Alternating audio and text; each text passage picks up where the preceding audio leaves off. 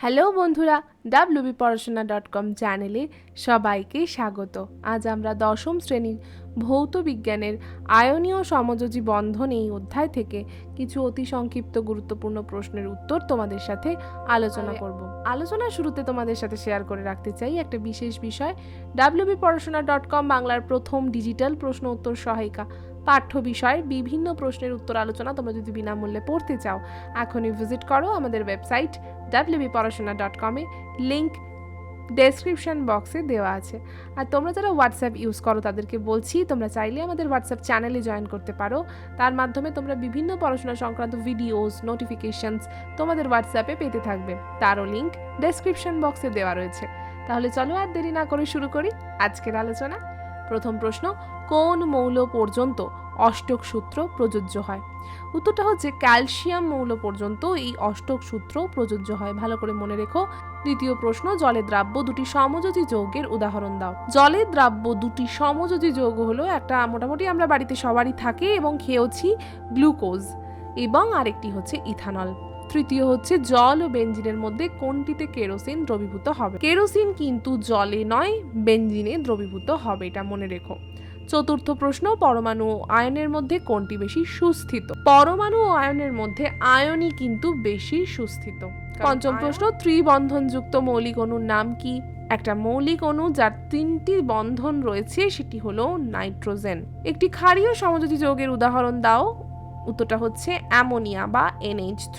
সপ্তম প্রশ্ন, CO2 অণুতে কি ধরনের বন্ধন বর্তমান? CO2 অণুতে কিন্তু সমযোজী বন্ধন বর্তমান। অষ্টম প্রশ্ন, একটি পরমাণুর ইলেকট্রিক বিন্যাস 281, মানে প্রথম কক্ষে 2টো ইলেকট্রন, দ্বিতীয় 8টা এবং শেষ কক্ষপথে একটি ইলেকট্রন রয়েছে। তাহলে এটি তড়িৎযোজী না সমযোজী যৌগ গঠন করবে বলো তো? এটি কিন্তু অবশ্যই তড়িৎযোজী যৌগ গঠন করবে, কারণ ওর যে লাস্ট কক্ষপথে একটা ইলেকট্রন একা একা বসে আছে, ও অলওয়েজ চাইবে সেটাকে ত্যাগ করতে এবং অন্য কারোর সাথে জোটবদ্ধ হয়ে একটা সুস্থিত যৌগ গঠন করতে। তাই এটি কিন্তু অবশ্যই তড়িৎযোজী যৌগ গঠন করবে। আলোচনার ফাঁকে তোমাদের সাথে শেয়ার করে নেবো একটা অন্য বিষয়। তোমরা ইতিহাস, ভূগোল, জীবনবিজ্ঞান, ভৌতবিজ্ঞান এই সাবজেক্টগুলোয় অনেকেই একটু বেশ ভয় পাও, কারণ তোমরা কতটা পড়বে, কি পড়বে, এই মোটা সহায়িকা, মোটা বই দেখে বেশ ঘাবড়ে যাও এবং তার ফলে কি হয়, ভয় পাও, পিছিয়ে পড়ো এবং যথারীতি পরীক্ষায় নাম্বারটা খারাপ আসে।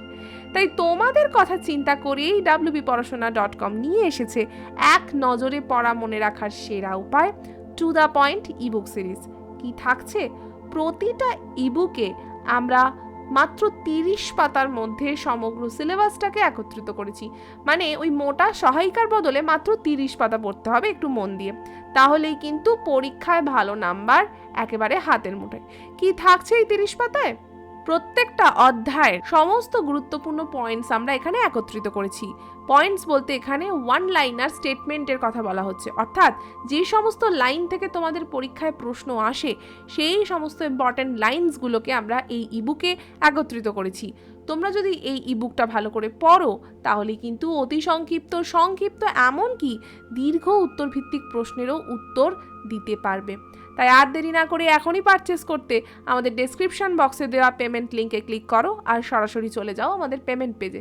সেখানে পেমেন্ট কমপ্লিট করলেই 24 ঘন্টার মধ্যে এই ইবুকগুলি তোমাদের হোয়াটসঅ্যাপ অথবা ইমেল অ্যাকাউন্টে আমরা পাঠিয়ে দেবো। আর যদি কিছু আরও ডিটেলস জানার থাকে তাহলে এই স্ক্রিনে দেওয়া নাম্বারটাতে আমাদের সাথে কন্ট্যাক্ট করতে পারো। ফিরে এলাম আবার আলোচনায়। দুটি পরমাণুর মধ্যে ইলেকট্রন গ্রহণ বর্জনের মাধ্যমে যে বন্ধন সৃষ্টি হয় তাকে কি বলে? তাকে বলা হয় তড়িৎযোজী বন্ধন।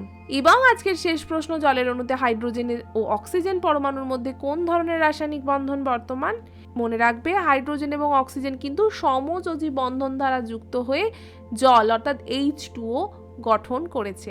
আজকের মতো এখানেই শেষ করছি পর্ব। কেমন লাগলো আজকের আলোচনা তা কিন্তু আমাদের অবশ্যই কমেন্ট করে জানাবে। ভালো লাগলে লাইক আর শেয়ার করো।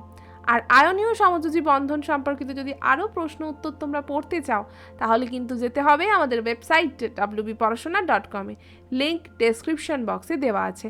আর তোমরা যারা এখনও আমাদের ইউটিউব চ্যানেলটাকে সাবস্ক্রাইব করোনি তাদেরকে বলছি, প্লিজ সাবস্ক্রাইব করে পাশে থাকা বেল আইকনটা প্রেস করে দাও। আবারও দেখা হবে অন্য কোনো পর্বে।